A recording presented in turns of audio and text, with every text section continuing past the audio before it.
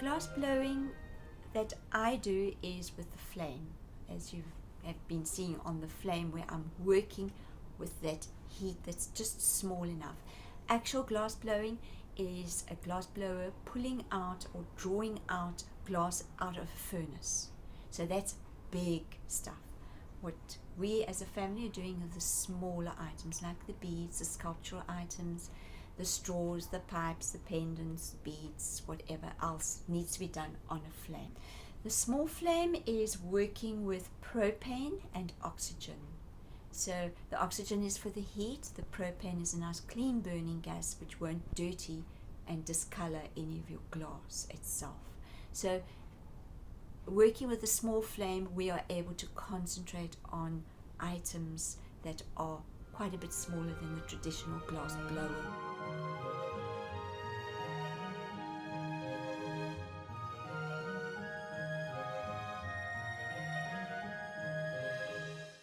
The glass straw movement started by my husband and I turning vegan about 2 years ago, and at the same time I got an inquiry for glass straws, which I thought was like, hey, this is quite cool, like, you know, it's eco-friendly, it's functional, and it works well with like what we're trying to, you know, get in our lives by being vegan. So, you know, going more eco-friendly and just preserving like the planet.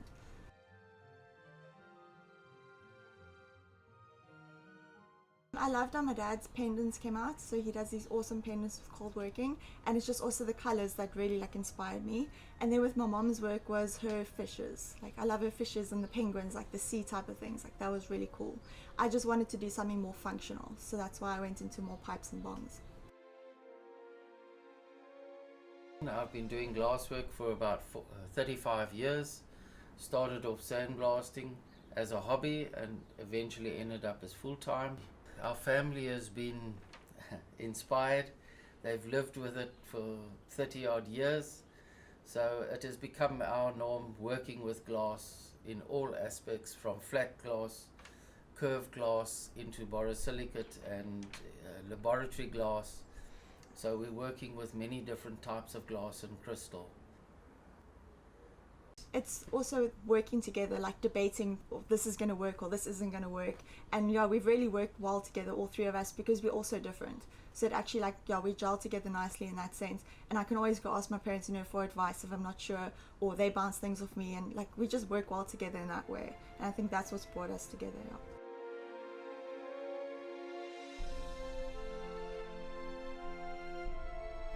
I can draw inspiration from seeing somebody's dress, outfit, shirt, whatever they are wearing, patterns that are on it. I'll very often see a shirt and I'll quickly draw, I take out my notebook and pencil and quickly draw that little pattern, because I know I can adapt that pattern to something in my glass. A lot of those patterns I would do for my pendants and the kiln work.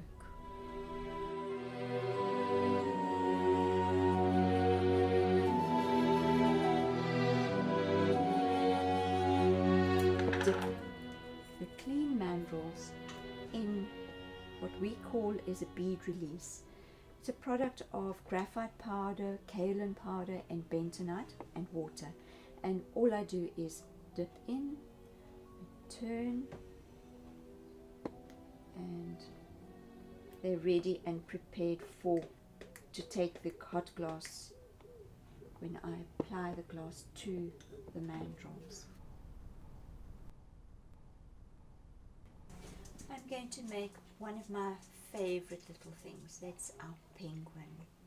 I love making him or her. Okay.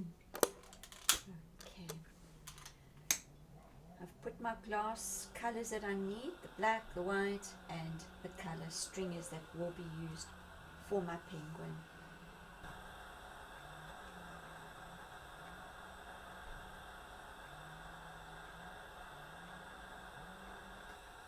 I roll it and flatten out all the little grooves. As you can see, heat will help to fill up those little crevices.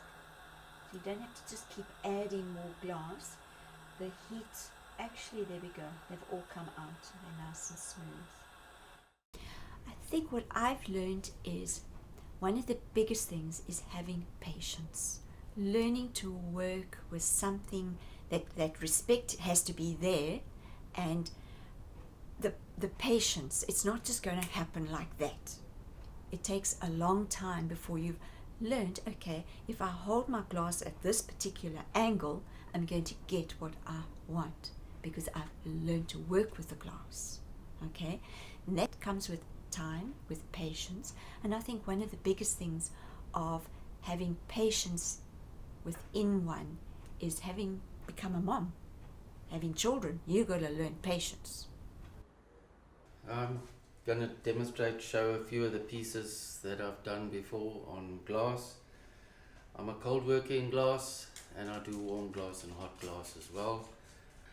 We make up pieces, blocks, which we cast, and then thereafter we'll machine them, cut pieces off in different shapes, and then I start making glass pendants. These glass pendants, this particular one has got 24 karat gold in it, so after it's been machined to shape, I cut it off and then bond the gold into it, and then we remachine and fit a sterling bale to the top for hanging purposes. Here's another one that we've done before. This one has silver in it.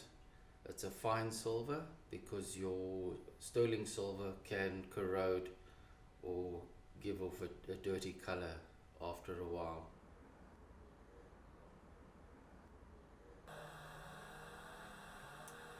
Okay, and I'm just going to try and just even heat everywhere, because while I'm working there, the bottom is getting a little cool.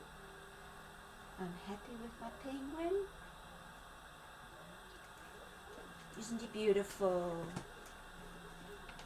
There we go. Okay, I'm going to switch off.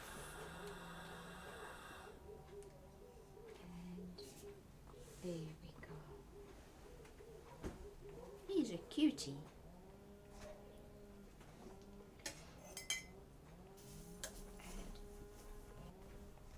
And in we go. Now the story with this vermiculite. In my slow cooker stays warm the whole day, but tomorrow morning they are cold. But what I do is I will have a collection of a whole lot of cold beads, and that is when I will put them into the annealer. The annealer will anneal the glass back to its molecular structure that it was made in the factory.